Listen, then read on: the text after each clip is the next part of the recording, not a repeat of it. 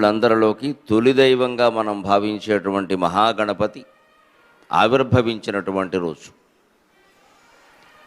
ఈ మాసంలో మనం వరుసగా 9 రోజులు గణపతి నవరాత్రులు చేస్తాం.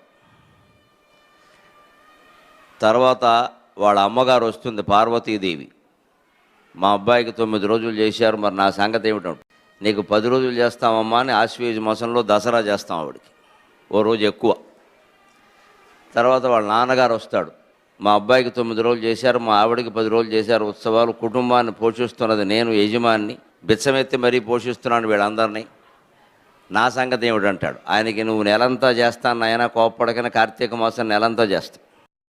తర్వాత వాళ్ళ మేనమామ వస్తాడు, శ్రీ మహావిష్ణువు. మరి ఆ కుటుంబమేనా? మాదొకటి ఉంది ఇక్కడ, దేవుళ్ళలో చాలా ప్రధానమైన కుటుంబం, మమ్మల్ని మర్చిపోతే అలా అంటాడు. నీకు నెలంతా చేస్తామయ్యా. తర్వాత మార్గశిర మాసం, ధనుర్మాసం అంతా శ్రీ మహావిష్ణువు ఆరాధన.